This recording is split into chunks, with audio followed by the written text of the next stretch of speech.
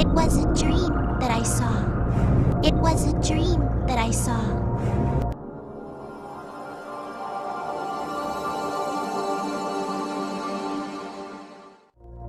Now, commence Operation Vacuum Suck.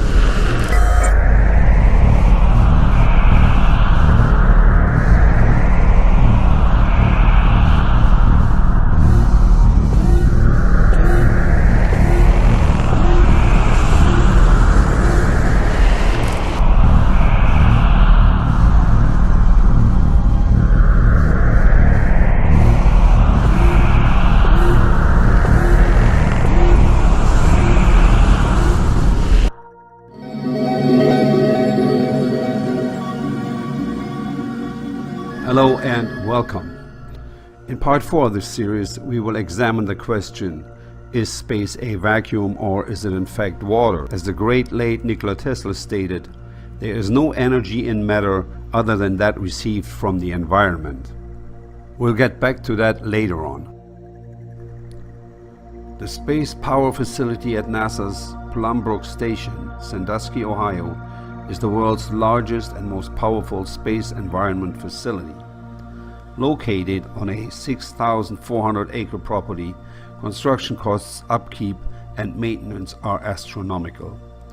Even one would think it to make perfect sense to have astronauts train here and prepare them for the supposed vacuum of space. No astronaut training is going on here. The enormous vacuum chamber makes a high vacuum, which is 3 levels before the supposed much higher vacuum of outer space, as we can see here. Considering that the suits these guys here are wearing reminded me of one thing: bubble wrap. Now let's see what happens to bubble wrap if we put it in a table vacuum pump.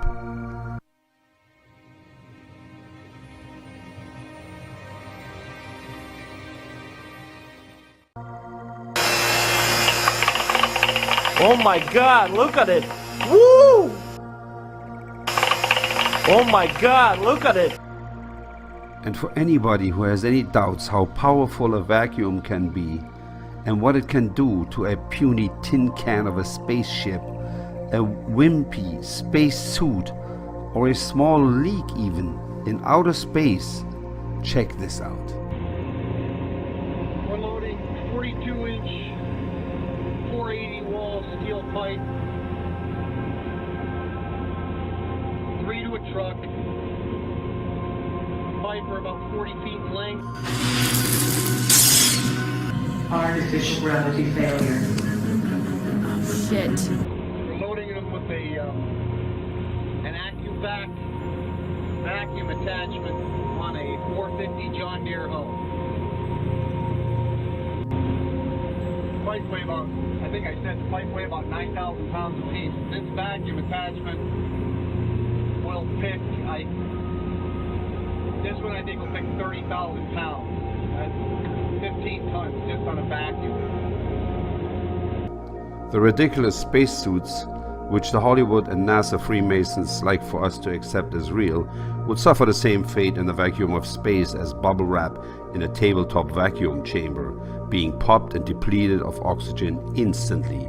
And seeing as the human body mainly consists of water, the following clip will demonstrate what would happen to these astronauts.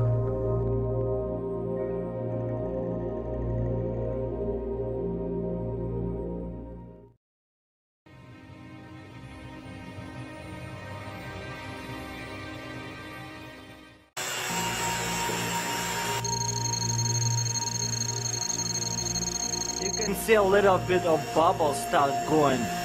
And, whoa, it started boiling. How cool is that?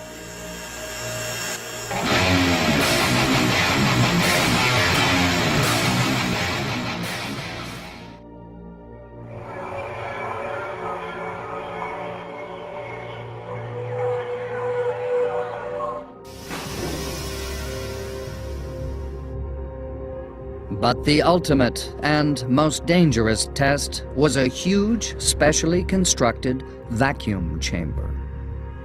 They were able to pull all the air out, create a big vacuum. That way we could test our suits to make sure there was no leakage. One such test narrowly avoided disaster. Jim LeBlanc was the test subject in the vacuum chamber. This is one of the rare instances where they tried to use a spacesuit in a vacuum chamber, but quickly realized that it's impossible in a high vacuum, so they immediately started using swimming pools to train and remained silent on the absence of vacuum chamber training by astronauts, which basically is a lie by omission.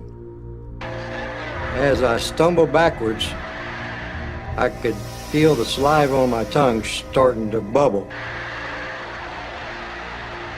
just before I went unconscious. And that's kind of the last thing I remember. Essentially, he had no pressure on the outside of his body, and that's a very unusual case to get, and there's very little in the medical literature as to what happens when you have that. There's a lot of conjecture, that your fluids will boil, You can see a little bit of bubbles start going. I could feel the saliva on my tongue starting to bubble. They weren't able to construct proper spacesuits, and they didn't want their spacemen to get boiled, so they went to the swimming pool. Here's where they simulate fixing a space shuttle, fixing the ISS, or working with other modules. It's the same as far as every rail, as far as every bolt, as far as where every rail should be in place. They have to go turn a bolt 98 times, space. And which ISS module is in the pool right now? Pretty much everything that we have in the pool except for the Russian segment. They went from a no-pressure environment to a pressure environment, which makes no sense and simulates zero gravity only and exclusively for the camera. He had no pressure on the outside of his body, and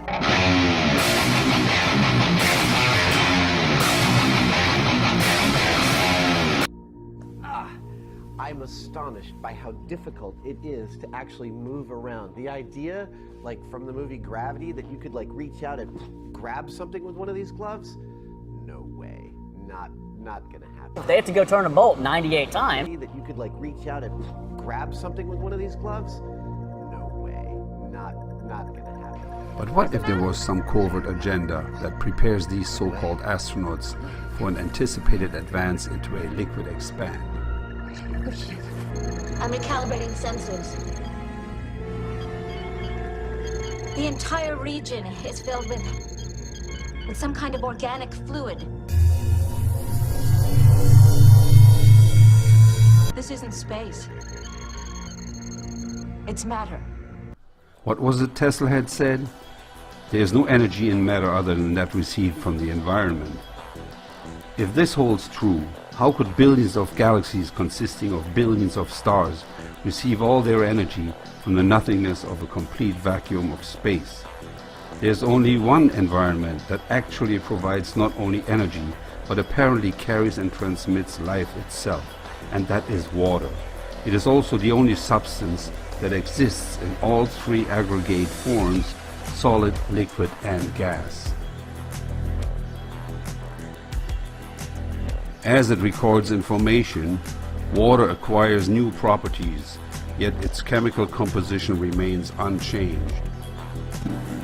The structure of water is much more important than the chemical composition. The structure of water means how its molecules are organized. We can see how water molecules join together into groups. These are called clusters. These clusters work as memory cells of a certain sort, in which water records the whole history of its relationship with the world as if on magnetic tape. In each of water's memory cells there are 440,000 information panels, each of which is responsible for its own type of interaction with the environment.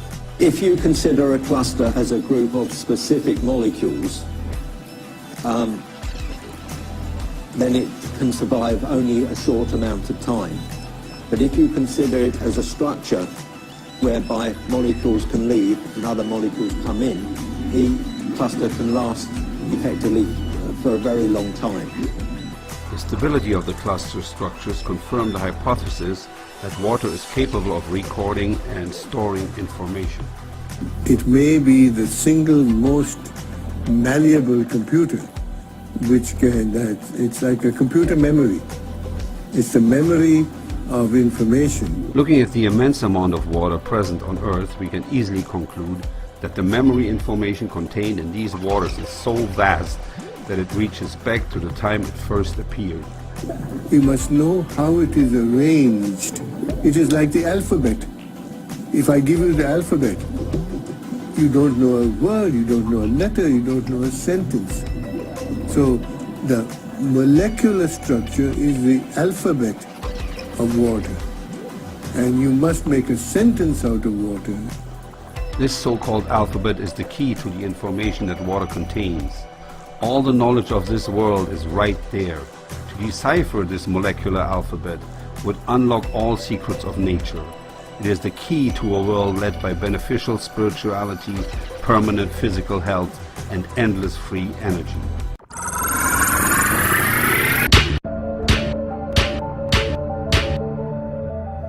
This parasitic filth have deceived, misled, and enslaved humanity into the belief of an insane scientism where our world is spinning in the nothingness of an ever-expanding vacuum, void of any purpose, defrauding humanity of its true heritage.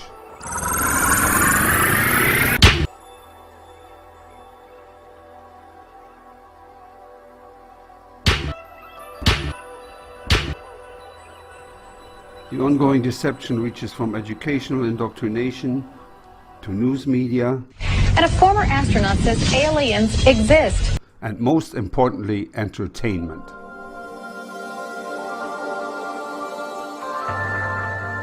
Trust in me. Something funny happens though when we take a closer look at things with our own eyes and examine the connection between the stars and water. First up, Venus, which looks like a coin in a very shallow stream of water.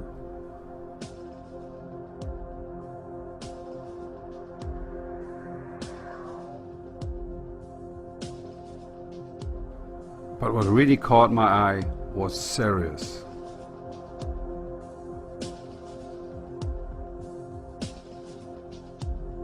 Made possible by microscopic photography, we can see that this crystal from distilled water bears a striking resemblance to the star Sirius.